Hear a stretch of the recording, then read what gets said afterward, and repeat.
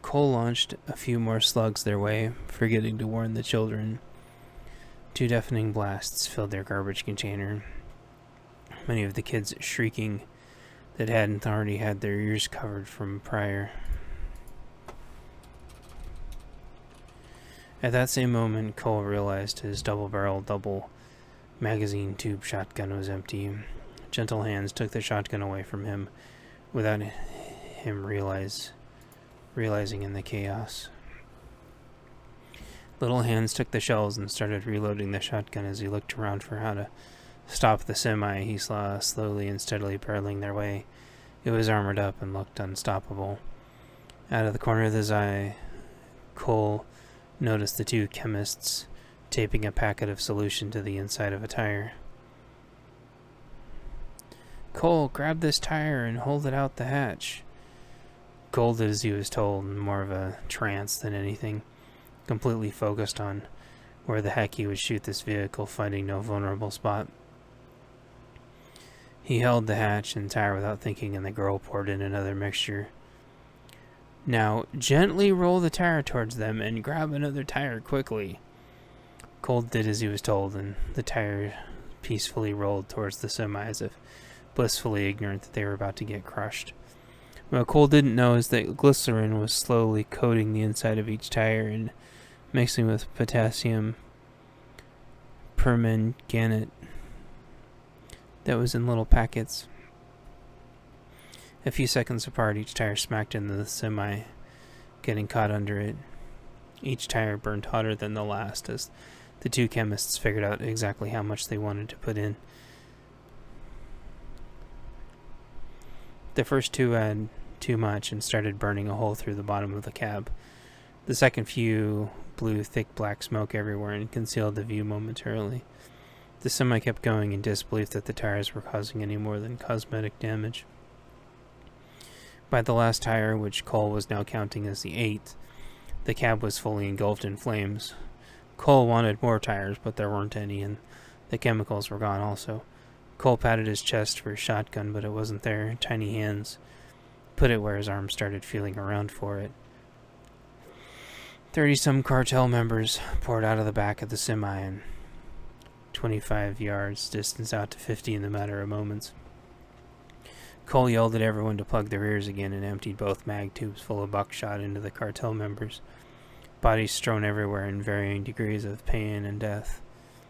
There was nobody left to give chase. An earthquake of moderate strength rumbled that nobody felt in the truck as they puttered their way off.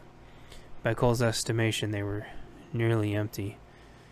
The driver must have sensed the same thing and pulled into a gas station.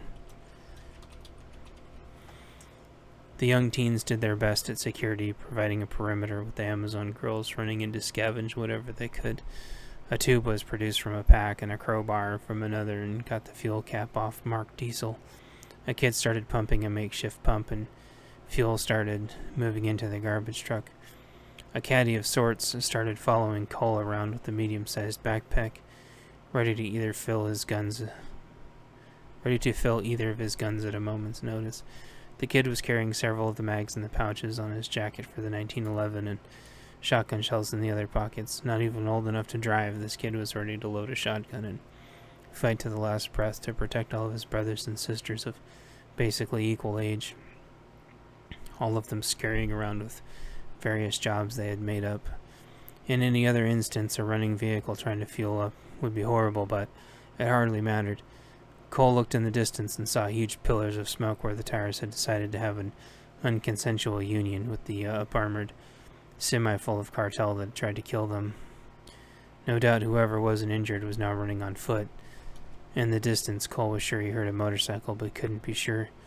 No echo message played in his ear. Reagan may have been too far away and was likely going further out for whatever reason. Right then, Cole had a sickening feeling in his stomach. It wasn't the gang, he was sure, that was approaching. It was something else. He didn't know what it was, and he didn't care. He yelled at the top of his lungs for everyone to stop immediately and get back into the truck. Cole tried his best to count kids, with all with various new knickknacks they had scrounged from in and around the corner store, candy bars, jerky, toilet paper, and hygiene all strewn around as they barreled off. What few birds were left that people hadn't killed for food all took off from their hiding locations in the palm trees, and then it began. An earthquake began like none of the children have ever felt. Chapter 6, Flaming Palms. The sun hung low still in the morning sky, and the cartel was once again following the truck. The rumbling didn't affect the truck much, but the cars were getting jiggled around quite amusingly. With Cole's caddy at his right side, he instructed one of the kids to talk to the cab. They had apparently got some blister radios in the last scavenging run. Cole knew there was a very good chance the cartel was listening in, but it didn't matter. The instructions were clear. Get over the bridge at all costs. The truck was going as fast as it could go as the ground shook. Oil came up and started covering the roads. Oil from the ground. With the cartel in close, Cole looked at the kids for direction. He thought of shooting the ground, but no clue if he'd waste all his ammo trying for a miracle. As if it wasn't a big deal, one of the kids produced a road flare without asking. As if the look on Cole's face somehow said, "Hey, you know what I really need right now? A road flare." Cole told the kids to look away and smacked the road flare, which brightly crackled to life, the oil filling the road as the ground rumbled without end. Many buildings were shaking in the background, and Cole found a piece of oil that looked like he could hit it and toss the road flare, the oil snaking for 100 meters in all the wrong directions, before snaking back across the road. Few vehicles were brave enough to cross, and it whittled the numbers down respectively. Cole realized that it was possible that the burning oil could snake in front of them, but out his hatch, he didn't see any trails going ahead. A few small rounds bounced off and ricocheted around him, and he closed the hatch. A few of the kids had set up lights in the darkness of the 30 feet or so garbage truck container area, and were all working on various things or huddled up based on their relationships. A few relationships, which would have been listed as complicated, were up and trying to make themselves useful instead. Some of the kids realizing the more they tried to help, the more badass they would seem and more likely to attract a prospective counterpart. It seemed to fuel them all to be more productive as the truck rocked back and forth as it sped forward. Cole felt the truck incline and heard yelling in the cab of the truck. Instead of the container getting nervous, they all seemed to work harder. One appeared to be playing with a record-a-call hard drive, which Cole wasn't sure why. It had rubber around it, and after a minute, the kid told Cole to throw it outside when it was safe. All of the kids looked around him, and for the first time, Cole saw every ethnicity and culture represented. All little eyes looking at him, a little red light blinking at the recording machine. Not completely understanding, Cole did as he was asked and tossed it out the back of the hatch, only to take more gunfire.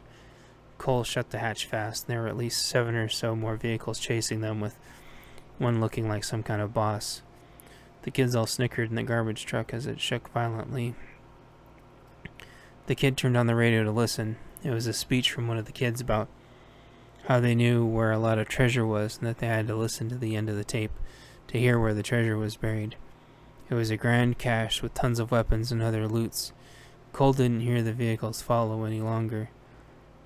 After they were about another 50 yards or so across this gigantic overpass sort of bridge, crossing other bridges, Cole finally had to look out. The whole